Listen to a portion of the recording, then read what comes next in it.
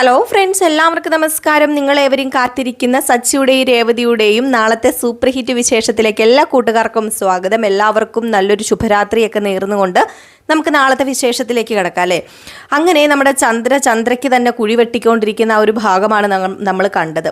ആ ഒരു പ്രമാണം എടുത്തുകൊണ്ടുപോയി ആ ഒരു ഫൈനാൻസിൽ കൊടുക്കുന്നു. 10 ലക്ഷം രൂപയ്ക്ക് വേണ്ടി എത്ര രൂപയുടെ മുതലാണ് അവിടെ പണയം വെച്ചിട്ട് നമ്മുടെ ചന്ദ്ര ആ ഒരു 10 ലക്ഷം രൂപ എടുക്കുന്നത്. അതും എന്താ പറയുക, അന്തവും കുന്തോ ഇല്ലെന്ന് വേണം പറയാൻ. ഒരു ബ്യൂട്ടി പാർലർ തുടങ്ങാനായിട്ട് 10 ലക്ഷം രൂപ അത് കൊടുത്തിട്ട് 3 മാസത്തിനുള്ളിൽ ആ ഒരു പൈസ അടയ്ക്കണം. അങ്ങനെ അടച്ച് തീർത്തില്ല എങ്കിൽ പലിശയും അടയ്ക്കണം, പൈസയും അടയ്ക്കണം.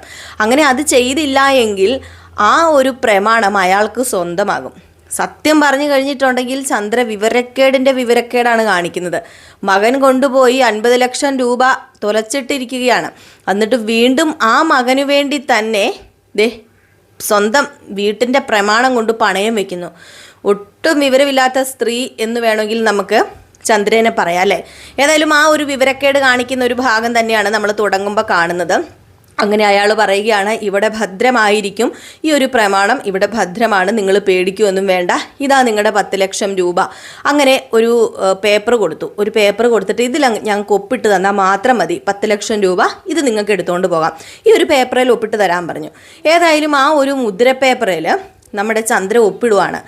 ആ ഒരു മുദ്രപ്പേപ്പർ എന്ന് പറഞ്ഞാൽ ഇതുവരെ ഒന്നും എഴുതി വെക്കാത്ത ഒരു മുദ്രപ്പേപ്പർ. അതിനകത്ത് ഇവർ എന്തെഴുതി പിടിപ്പിക്കുമെന്ന് പോലും നമ്മുടെ ചന്ദ്രയ്ക്ക് അറിയില്ല. ആ ഒരു മുദ്രപ്പേപ്പർ നമ്മുടെ ചന്ദ്ര എടുക്കുന്നു. അപ്പോൾ ചന്ദ്ര ചോദിക്കുന്നുണ്ട്, അല്ല ഇതിനകത്തൊന്നും എഴുതിയിട്ടില്ലല്ലോ എന്ന് ചോദിക്കുമ്പം, അല്ല ഇതിനകത്ത് പ്രത്യേകിച്ച് എന്താണ് എഴുതാൻ മേഡം, ഇതിനകത്ത് എഴുതാനൊന്നും ഇല്ലല്ലോ.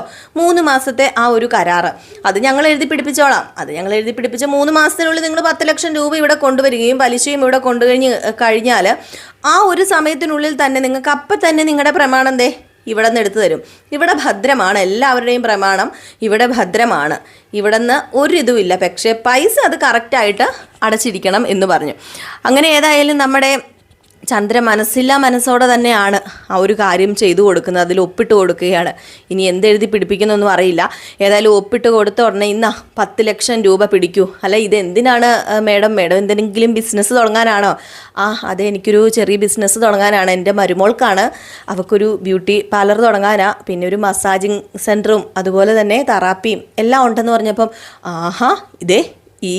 ഈ ആധുനിക ലോകത്തിലുണ്ടല്ലോ ഇപ്പം പറ്റിയ പണി തന്നെ ഈ ബ്യൂട്ടീഷ്യൻ എന്ന് പറയുന്നത്. ഇപ്പോഴറിയാമല്ലോ എല്ലാവരും ബ്യൂട്ടീഷ്യൻ കോഴ്സ് പഠിച്ചിറങ്ങുന്നത്. അവർക്ക് ഇപ്പോൾ ഉറപ്പായിട്ടും ജോലിയും കിട്ടും. ഏതായാലും ഈ പൈസ കൊണ്ടുപോയി മരുമകൾ നന്നായിട്ട് വരട്ടെ, നന്നായിട്ട് ബിസിനസ് ചെയ്യാൻ പറ്റട്ടെ. നല്ലൊരു ബിസിനസ് തന്നെയാണ് മരുമോൾ തിരഞ്ഞെടുത്തിരിക്കുന്നത്. ഏതായാലും കൊള്ളാം. ഈ ഒരു ഇപ്പം എല്ലാവർക്കും പറ്റിയൊരു ഇത് തന്നെ, ഒരു മേഖല തന്നെയാണ്. പെട്ടെന്ന് പൈസ ഉണ്ടാക്കാൻ പറ്റുന്നൊരു മേഖലയാണെന്നൊക്കെ പറഞ്ഞ് അയാളും കുറേ പൊക്കി പറഞ്ഞു. ഏതായാലും ഇതൊക്കെ കേട്ട് കഴിഞ്ഞപ്പോഴത്തേക്കും നമ്മുടെ ചന്ദ്രയ്ക്ക് ഒരു ആത്മവിശ്വാസം. അങ്ങനെ ചന്ദ്ര ഇറങ്ങി കഴിഞ്ഞു. ഭാമ ഇറങ്ങി. ഭാമ ഇതൊക്കെ കണ്ടിട്ട് അന്തം വിട്ട് കുന്തം പോലെയാണ് നമ്മുടെ ഭാമ നിൽക്കുന്നത്. അത് വേറെ ഒന്നും കൊണ്ടും അല്ല, ഭാമയ്ക്കും അത്രയ്ക്ക് ബോധിക്കുന്നില്ലേ. 10 ലക്ഷം രൂപയ്ക്ക് പ്രമാണം പണയം വെച്ചു എന്ന് പറയുമ്പോഴത്തേക്കും ഭാമയെല്ലാം ചെയ്തു കൊടുക്കുന്നതെങ്കിൽ പോലും ഭാമയുടെ വീട്ടിലെ കൊണ്ട് വെക്കുമോ? ഒരിക്കലുമില്ല. അങ്ങനെ വെളിയിലിറങ്ങി കഴിഞ്ഞപ്പോഴത്തേക്കും എങ്കിൽ പിന്നെ മോളെ വിളിക്കട്ടെ, അവൾ വിളിച്ച് പറയട്ടെ, അവൾക്ക് 4 മണിക്ക് കൊടുക്കാനുള്ളതാ എന്ന് പറഞ്ഞ് നേരെ വിളിക്കുകയാണ് ശ്രുതിനെ. അങ്ങനെ ശ്രുതിനെ വിളിച്ചു കഴിഞ്ഞപ്പോഴത്തേക്കും ശ്രുതി ആ ഒരു സ്പോട്ടിൽ തന്നെ വന്നു. ഏതായാലും ശ്രുതി വന്നിട്ട് പൈസ, മോളെ മോൾക്ക് എന്താ വേണ്ടത്? 10 ലക്ഷം രൂപയല്ലേ, ഇന്നാ പിടിച്ചോ 10 ലക്ഷം എന്ന് പറഞ്ഞ് ശ്രുതിയുടെ കയ്യിൽ ആ 10 ലക്ഷം രൂപയും കൊടുത്തു. ശ്രുതിക്ക് പിന്നെ സന്തോഷിക്കാൻ വേറെ വല്ലതും വേണോ? ആനന്ദക്കണ്ണീരെന്ന് പറയാം. നമ്മുടെ ശ്രുതി കണ്ണീരൊക്കെ ഇങ്ങനെ ഒലിച്ചിറങ്ങി. എന്താ പറയുക, അമ്മ എൻ്റെ ആൻറ്റി എൻ്റെ അമ്മായിയമ്മയല്ല, എൻ്റെ അമ്മയാണ്. എൻ്റെ അമ്മ പോലും ചെയ്യാത്ത കാര്യമാണ് ആൻറ്റി എന്നോട് ചെയ്തിരിക്കുന്നത്. നമുക്ക് ഈ പൈസ എത്ര മാസത്തിനുള്ളിൽ അടയ്ക്കേണ്ടത്? 3 മാസം മോളെ. 3 മാസത്തിനുള്ളിൽ ഈ പൈസ നമ്മൾ അടയ്ക്കും എന്ന് പറഞ്ഞപ്പോഴത്തേക്കും, അല്ല മോളെ കല്യാണവും ഉടനെ തന്നെ ഉണ്ടാവുമല്ലോ. ആൻറ്റി എപ്പോഴാണോ കല്യാണക്കാര്യം പറയുന്നത്, നമുക്കപ്പം എത്ര പെട്ടെന്നാണെന്ന് വെച്ചാൽ അത് ചെയ്യാം. ഇതിനിയിപ്പം കട നടത്തുക എന്നുള്ളത് 2-3 ദിവസത്തിനുള്ളിൽ കടയുടെ കാര്യമെല്ലാം അറേഞ്ച് ആകും. ആൻറ്റി തന്നെ കട ഓപ്പണിങ് ചെയ്യണം എന്നും പറഞ്ഞു. ഇത് കേട്ടപ്പോഴത്തേക്കും ചന്ദ്രയ്ക്ക് അങ്ങോട്ട് സൂചിച്ചു കേട്ടോ. അങ്ങനെ നമ്മുടെ ഭാമ പറഞ്ഞു, ഓഹോ കൊള്ളാലോ, VIP ആയിട്ടാണ് ക്ഷണിച്ചിരിക്കുന്നത് മരുമോള്, പിന്നെ ഇതിൽ കൂടുതൽ എന്താ വേണ്ടത് എന്ന് പറഞ്ഞു. അപ്പോഴത്തേക്കും നമ്മുടെ ശ്രുതിയും പറഞ്ഞു, അമ്മയെ സത്യം പറഞ്ഞാൽ അമ്മയെന്ന് ഞാൻ വിളിച്ചോട്ടെ, കാരണം എൻ്റെ അമ്മയുടെ സ്ഥാനം തന്നെയാണ് എനിക്കിപ്പോൾ ഉള്ളത്. വേറെ ഒന്നുമല്ല, ഞാൻ ദൈവത്തെ പോലെ അമ്മേനെ ഇപ്പോൾ കാണുന്നത്. ഇതൊന്നും വേണ്ടാന്ന് ഞാൻ പറഞ്ഞിട്ടും അമ്മ ഇതൊക്കെ അറിഞ്ഞ് കണ്ടു കേട്ട് ചെയ്യുന്നുണ്ടല്ലോ. അത് എൻ്റെ ഒരു ഭാഗ്യമല്ലേ, ഈ ഒരു അമ്മേനെ എനിക്ക് അമ്മയായിട്ട് കിട്ടിയത്. എൻ്റെ അമ്മായിയമ്മയല്ല, ഇനി അമ്മ തന്നെ ആയിരിക്കും എന്നൊക്കെ പറഞ്ഞു. ഇത് കേട്ടപ്പോഴത്തേക്കും ഭാമ വീണ്ടും സുഖിപ്പിക്കുകയാണ്.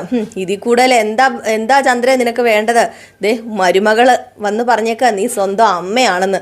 പിന്നെ ഇതിൽ കൂടുതൽ നിനക്ക് വല്ലതും വേണോ എന്നൊക്കെ ചോദിച്ചു. ഏതായാലും ആ ഒരു പൈസയൊക്കെ മേടിച്ച് നമ്മുടെ ശ്രുതി അവിടെ നിന്ന് തടി തപ്പിപ്പോയി കഴിഞ്ഞപ്പോഴത്തേക്കും ചന്ദ്രയ്ക്ക് വീണ്ടും കിളിയിലാ വിറയ്ക്കുകയാണ്. എന്നിട്ട് ചന്ദ്ര ഭാമയോട് പറഞ്ഞു, എൻ്റെ പൊന്നു ഭാമേ, എനിക്ക് പേടിയാവുക ഭാമേ, എന്താ ചെയ്യേണ്ടതെന്ന് ഒന്നും അറിയില്ല. ആരും അറിയാതെ ഈ പ്രമാണം എടുത്തുകൊണ്ട് വെച്ചിരിക്കുന്നത്. ഈ ബ്യൂട്ടി പാർലർ എന്നൊക്കെ പറഞ്ഞാൽ 3 മാസത്തിനുള്ളിൽ 10 ലക്ഷം രൂപയൊക്കെ കൊടുക്കാൻ പറ്റുമായിരിക്കുമോ? ഒരു എത്തും പിടിയും കിട്ടുന്നില്ല എൻ്റെ പൊന്നു ഭാമയെന്ന് പറഞ്ഞപ്പോൾ നീ പേടിക്കുമൊന്നും വേണ്ട. നിൻ്റെ മരുമകൾ നിനക്ക് വാക്ക് തന്നതല്ലേ, പിന്നെ എന്തിനാ നീ പേടിക്കുന്നത്? മരുമകൾ മാത്രമല്ല, നിൻ്റെ മകനും കൂടെ ഉണ്ടല്ലോ. 2 പേരും കൂടെ വിചാരിച്ചു കഴിഞ്ഞാൽ നിസ്സാരമായിട്ട് ഈ 10 ലക്ഷം രൂപ അടയ്ക്കാമെന്നല്ലേ ഉള്ളൂ. നീ ചുമ്മാ പേടിച്ച് ഇങ്ങനെ പരിഭ്രമിച്ച് എല്ലാവരെയും ഒന്നും അറിയിക്കുമൊന്നും വേണ്ട. എത്രയും പെട്ടെന്ന് വിവാഹക്കാര്യം നോക്കാൻ പറഞ്ഞു.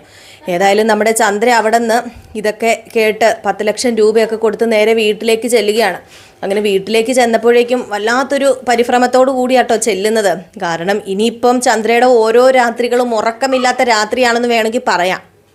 അങ്ങനെ നമ്മുടെ ചന്ദ്ര വീട്ടിൽ കയറി ചെന്ന ഉടനെ രവീന്ദ്രൻ ചോദിച്ചു, അല്ല നീ പോയിട്ട് എന്താ നീ വെച്ചോന്ന് ചോദിച്ചു. വെച്ചോന്നോ? എന്ത് വെച്ചോന്ന്? അല്ല നീ പോയിട്ട് എന്തോ മേടിച്ചോണ്ടൊക്കെ വരുമെന്നും എന്തോ ഉണ്ടാക്കാൻ പോവാണെന്നൊക്കെ പറയുന്ന കേട്ടോ, എന്തോ കോഴിക്കറിയോ എന്തൊക്കെയോ ഉണ്ടാക്കാൻ പോവാന്നൊക്കെ പറയുന്ന കേട്ടോ, അപ്പോൾ അതൊക്കെ നീ വെച്ചോ എന്നാ ചോദിച്ചതെന്ന് പറഞ്ഞു. ആ അതാണോ? അല്ല നീ പിന്നെ എന്താ ഓർത്തത്? ഞാനൊന്നും ഓർത്തില്ല രവിയേട്ടാ. നീ ഒന്നും ഓർത്തില്ല. അല്ല നീ ഒന്നും പോയിട്ട് മേടിച്ചില്ലേ? അത് ഞാൻ പോയപ്പോൾ മേടിക്കണ്ടെന്ന് എന്നോട് അവൻ പറഞ്ഞായിരുന്നു ശ്രീയ. പിന്നെന്തിനാ നീ പോയത്? ഏതായാലും പോയതല്ലേ, ഇറങ്ങിയതല്ലേ. പിന്നെ ഞാൻ ഭാമയുടെ അടുത്ത് വരെ പോയി. പോയിട്ട് കുറച്ച് നേരം അവിടെയൊക്കെ സംസാരിച്ചിരുന്നിട്ട് ഇങ്ങ് പോന്നു എന്നൊക്കെ പറഞ്ഞു. എന്നിട്ട് ഏതായാലും നമ്മുടെ ചന്ദ്ര സുധി എന്ത് ചെയ്യുന്നു ചോദിച്ചു. സുധി അവനിവിടെ ഇവിടെ ഉണ്ടായിരുന്നല്ലോ, ഇവിടെ എങ്ങാണ്ട് ഉണ്ടായിരുന്നു, അങ്ങോട്ട് മാറി നിന്ന് ഫോണൊക്കെ വിളിക്കുന്ന കണ്ടായിരുന്നു. ആണോ? എങ്കിൽ ഞാൻ അവനെ ഒന്ന് പോയി കാണട്ടെ എന്ന് പറഞ്ഞു ഓടി സുധീനെ പോയി കാണാൻ പോയി. അങ്ങനെ സുധീനെ പോയി കണ്ടു. മോനെ എനിക്കൊരു അബദ്ധം പറ്റി മോനെ എന്ന് പറഞ്ഞു. എന്താ അമ്മേ പറ്റിയ അബദ്ധം? അത് പിന്നെ അത് വല്ലാത്തൊരു അബദ്ധമാണ്. എന്തബദ്ധത്തിൻ്റെ കാര്യം അമ്മ ഈ പറയുന്നത്? അത് പിന്നെ ഞാനുണ്ടല്ലോ നിന്നോടും അച്ഛനോടും ഒന്നും ചോദിക്കാതെ ഒരു കാര്യം ചെയ്തു. എന്ത് കാര്യം അമ്മ ചെയ്തത്? അതെ, ഞാൻ ശ്രുതിക്ക് പ്രമാണം പണയം വെച്ചിട്ട് ഒരു 10 ലക്ഷം രൂപ എടുത്തു കൊടുത്തു എന്നിങ്ങനെ പറഞ്ഞപ്പോഴത്തേക്ക് ഞെട്ടി നിൽക്കുകയാണ് സുധി. ഏതായാലും സുധി ഞെട്ടി നിൽക്കുന്നത് വേറെ ഒന്നുമല്ല, അതിനിപ്പോൾ എന്തിനാ അമ്മ പേടിക്കുന്നത്? ആ പൈസ ശ്രുതി തന്നെ തിരിച്ചു തരുമെന്നല്ലേ പറഞ്ഞത്. അപ്പം പിന്നെ അമ്മയ്ക്ക് പേടിക്കാനൊന്നുമില്ലല്ലോ, ഇത് നല്ലൊരു കാര്യത്തിന് വേണ്ടിയല്ലേ എന്ന് പറഞ്ഞു. ആണോ? നല്ല കാര്യത്തിന് വേണ്ടിയാണോ? ഞാനങ്ങ് പേടിച്ചു പോയി. ഇനിയിപ്പോൾ മോനും എന്നെ വഴക്ക് പറയാനാണോ? അല്ലമ്മേ, ഇത് നല്ല കാര്യത്തിന് വേണ്ടി തന്നെയാണ്. ഈ ഒരു വിവാഹം നടക്കണ്ടേ? അതുമല്ല, അവള് ബ്യൂട്ടി പാർലർ തുടങ്ങി കഴിഞ്ഞിട്ടുണ്ടെങ്കിൽ നല്ല രീതിയിൽ തന്നെ ബിസിനസ് മുന്നോട്ടേക്ക് പോകും. ഇപ്പം നമ്മുടെ സമൂഹത്തിൽ ചെയ്യാൻ പറ്റിയ ഏറ്റവും നല്ലൊരു ബിസിനസ് തന്നെയാണ് ബ്യൂട്ടി പാർലർ. എത്ര പേരാണ് ഇപ്പം വരുന്നതെന്നോ? ആൾക്കാർക്ക് കഴിക്കാനും ഒന്നും വേണ്ട. അറിയാലോ, നമ്മുടെ ഈ സമൂഹത്തിലെ സ്ത്രീകൾക്ക് കഴിക്കാൻ കിട്ടിയില്ലെങ്കിലും കുഴപ്പമില്ല, അവർക്ക് മേക്കപ്പ് ഇട്ട് നടക്കണം. അപ്പോൾ അതുകൊണ്ട് തന്നെ ഇപ്പം ഈ വക ബിസിനസ്സുകൾക്ക് നല്ല മാർക്കറ്റിംഗ് ഉണ്ട്. അപ്പോൾ അതുകൊണ്ട് തന്നെ അതൊക്കെ നല്ല രീതിയിൽ നടന്നു പോകും. അമ്മ പേടിക്കൊന്നും വേണ്ട. ഈ ഒരു ബ്രാഞ്ച് മാത്രമല്ല, ഇതിൽ തന്നെ വേറെ ബ്രാഞ്ചും തുറക്കണം. അങ്ങനെ 3-4 ബ്യൂട്ടി പാർലറൊക്കെ ആയി കഴിയുമ്പോഴത്തേക്കും ഉണ്ടല്ലോ, വൻ ബിസിനസ് തന്നെയായിരിക്കും നമ്മൾ കൈവരിക്കാൻ പോകുന്നത്. അതുകൊണ്ട് അമ്മ പേടിക്കണ്ടെന്ന് പറയുമ്പം, അല്ല മോനും ഇതിൽ തുടരാനാണോ തീരുമാനിച്ചിരിക്കുന്നത്? അത് പിന്നെ അമ്മേ, ഈ ബിസിനസ് നല്ല രീതിയിൽ മുന്നോട്ടേക്ക് പോവുകയാണെങ്കിൽ ഇതിൽ തുടരുന്നതിന് എന്താ ഇത്ര കുഴപ്പമിരിക്കുന്നത്? ഇത് നല്ല ബിസിനസ് അല്ലേ? ഇതിനിപ്പോൾ എന്താ പ്രശ്നം? ഞാനും ഓരോ ബ്രാഞ്ച് ഇങ്ങനെ ഓപ്പണാക്കി അവിടെ ഒരു മാനേജറായിട്ടോ ഒക്കെ ഇരിക്കാമല്ലോ, അപ്പം പിന്നെ പ്രശ്നമില്ലല്ലോ എന്നൊക്കെ പറഞ്ഞു. ഏതായാലും നമ്മുടെ സുധി ഇങ്ങനെ ഓരോ കാര്യങ്ങൾ പറയുകയും ചന്ദ്ര ഇത് കേൾക്കുകയും ചന്ദ്ര സ്വപ്നങ്ങൾ കാണുകയും ചെയ്യുന്നുണ്ട്. പക്ഷെ ഇതൊന്നും നടക്കാൻ പോകുന്ന കാര്യങ്ങളല്ല. ഒരു 3 മാസം കൊണ്ട് ഒരു 10 ലക്ഷം രൂപ ഉണ്ടാക്കാൻ പറ്റുമായിരുന്നുവെങ്കിൽ എന്തായിരുന്നു അല്ലേ? ഏതായാലും അങ്ങനെ 3 മാസം കൊണ്ടല്ല, നമുക്കൊരു ബിസിനസ് തുടങ്ങി 1 വർഷമായി കഴിഞ്ഞാലൊക്കെയാണ് ചിലപ്പോൾ അതിൽ നിന്ന് ലാഭം കിട്ടുന്നത്. അതുപോലും മനസ്സിലാക്കാനുള്ള ബുദ്ധിയും വിവരവും ബോധവും ഇത്രയും പഠിച്ച നമ്മുടെ ചന്ദ്രയ്ക്കില്ല എന്നോർത്തിട്ടും സുധിക്കും ഇല്ല എന്നോർത്തിട്ടുമാണ് സത്യം പറഞ്ഞിട്ടുണ്ടായില്ല കേട്ടോ. അപ്പോൾ ഏതായാലും ഈ ഒരു സീനൊക്കെ കാണിക്കുകയാണ്. പിന്നെ കാണിക്കുന്ന സീനെന്ന് പറഞ്ഞാൽ ഇതിന് ശേഷമല്ല കേട്ടോ, ഇതിനു മുമ്പ് കാണിക്കുന്ന കുറച്ച് സീനുകളാണ്. അത് വേറെ ഒന്നുമല്ല, നമ്മുടെ സച്ചി രേവതിയും കൂടെ ബസ്സിൽ കയറി ബസ്സിൽ ഇങ്ങനെ പൊക്കോണ്ടിരിക്കുമ്പോൾ ഓരോ കാഴ്ചകളൊക്കെ കണ്ടിട്ട് നമ്മുടെ രേവതിക്ക് അതിശയം തോന്നുകയാണ്. കാരണം നമ്മുടെ രേവതി ഇങ്ങനെ യാത്രയൊന്നും ദൂര സ്ഥലത്തേക്ക് പോയിട്ടില്ല. അപ്പോൾ ഇതൊക്കെ പറഞ്ഞ് നമ്മുടെ സച്ചിയോട് പറയുമ്പോഴേക്കും ഇതെന്താ അതെന്താ എന്നൊക്കെ ഇങ്ങനെ ചോദിക്കും. അയ്യോ എന്തൊരു രസം എന്നൊക്കെ പറഞ്ഞ് വലിയൊരു എക്സൈറ്റ്മെൻറ്റിൽ ഇങ്ങനെ ഇരിക്കുമ്പോഴത്തേക്കും ഇതെന്താ നീ ഇതൊന്നും കണ്ടിട്ടില്ലേ എന്ന് ചോദിച്ചപ്പോൾ ഹേയ് ഞാനിതൊന്നും കണ്ടിട്ടില്ല, ഇടയ്ക്കും മറ്റുമൊക്കെ കണ്ടിട്ടുണ്ട്, അത് വല്ലപ്പോഴും, അല്ലാതെ ഞാനിങ്ങനെ യാത്രയൊന്നും പോകാറില്ലല്ലോ. അല്ല അപ്പം നീ സ്കൂളിൽ പോയിരുന്നു, സ്കൂളിൽ തൊട്ടടുത്തല്ലേ പോകുന്നത്, അപ്പോൾ സ്കൂളിൽ ടൂറൊക്കെ പോയിട്ടില്ലേ? ഹേയ് സ്കൂളിൽ ടൂറ് പോകാൻ പോയിട്ട് അതൊന്നും ഞാൻ വീട്ടിൽ വന്ന് പറയാറ് പോലുമില്ല. സ്കൂളിൽ ടൂറൊക്കെ പോയിട്ടുണ്ട് കുട്ടികളൊക്കെ, പക്ഷേ ഞാൻ ഇതുവരെ അങ്ങനെ പോകാനൊന്നും വാശി പിടിച്ചിട്ടില്ല. നമ്മുടെ വീട്ടിലെ സാഹചര്യം നമുക്കറിയാമല്ലോ, ഞാൻ വീട് അമ്പലം അങ്ങനെ മാത്രമേ കണ്ടിട്ടുള്ളൂ എന്നൊക്കെ ഇങ്ങനെ പറയുകയാണ്. അപ്പോൾ നമ്മുടെ സച്ചി പറഞ്ഞു ഇനി എന്തൊക്കെ കാണാൻ കിടക്കുന്നു, ദേ ഇനി പോയി കഴിഞ്ഞാൽ പുഴയുണ്ട്, കുളമുണ്ട്, അതിനകത്ത് മീൻ പിടിക്കാം. അപ്പം മീൻ പിടിക്കാൻ അറിയാമോ നിങ്ങൾക്ക്? ആ പിന്നെ മീൻ പിടിക്കാൻ അറിയാം. ആണോ? ഞാനേ അമ്പലക്കുളത്തിലൊക്കെ മീനെ കണ്ടിട്ടുണ്ട്. അപ്പോൾ ഇതിനെ പിടിക്കുന്ന കാര്യമൊക്കെ ഇങ്ങനെ ആലോചിച്ചിട്ടുണ്ട്, പക്ഷെ അങ്ങനെ പിടിക്കാനൊന്നും പറ്റിയിട്ടില്ല. പിന്നെ അമ്പലക്കുളത്തിലെ മീനല്ലേ, നമ്മൾ അതിനെങ്ങനെ പിടിക്കാനും പാടില്ലല്ലോ.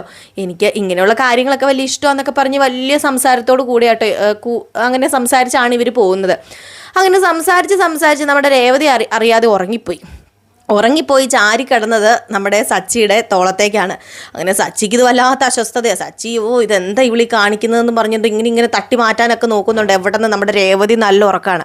അപ്പോൾ അവിടെ ഒരു മുത്തശ്ശി കയറിയിട്ട് ഒരു അമ്മൂമ്മ കയറി ഇപ്പം കൊട്ടയിൽ കുറച്ച് സാധനമൊക്കെ ആയിട്ട് ഇങ്ങനെ കയ്യിൽ സഞ്ചിയൊക്കെ ആയിട്ടാണ് കയറിയത്. അങ്ങനെ കയറിയപ്പം പറഞ്ഞു അതെ നിങ്ങൾ ഇവിടെ വന്നിരുന്നോളാൻ പറഞ്ഞു അമ്മൂമ്മയോട്. അപ്പോൾ അമ്മൂമ്മയ്ക്ക് അവിടെ സ്വർഗ്ഗലോകം കിട്ടിയ പോലെ അമ്മൂമ്മ പെട്ടെന്ന് സച്ചി അങ്ങ് പെട്ടെന്ന് എണീറ്റ് മാറിയപ്പോൾ രേവതി അങ്ങ് എണീക്കുകയും അമ്മൂമ്മ അവിടെ കയറി ഇരിക്കുകയും ചെയ്തു. അങ്ങനെ അമ്മൂമ്മ പറഞ്ഞു മോനെ ഒരുപാട് നന്ദിയുണ്ട് മോനെ, ഏതായാലും ഇങ്ങനെ ചെറുപ്പക്കാരൊന്നും ഈ ഒരു പ്രായത്തിലെ ചെറുപ്പക്കാരൊന്നും അങ്ങനെ എണീറ്റൊന്നും തരാറില്ല, മോന് നല്ലൊരു മനസ്സുണ്ടല്ലോ, മോനെ ദൈവം അനുഗ്രഹിക്കുമെന്ന് പറഞ്ഞപ്പം അമ്മൂമ്മേനെയും ദൈവം അനുഗ്രഹിക്കും, എന്നെ ഇതിൽ നിന്ന് രക്ഷിച്ചത് അമ്മൂമ്മയല്ലേ എന്നിങ്ങനെ പറഞ്ഞു. മോനെന്താ പറഞ്ഞത്? അമ്മൂമ്മ രക്ഷിച്ചെന്നോ? മോനെ എങ്ങനെ രക്ഷിച്ചെന്ന്? ഒന്നുമില്ല അമ്മൂമ്മ അവിടെ ഇരുന്നോളാൻ പറഞ്ഞു. നമ്മുടെ രേവതിക്കാണ് ഇത് കണ്ടിട്ട് കാലി വന്നിട്ട് രേവതി സച്ചിനെ തന്നെ ഇങ്ങനെ നോക്കി തുറപ്പിച്ച് നിൽക്കുന്ന ആ ഒരു രംഗമൊക്കെ ഉണ്ട് കേട്ടോ.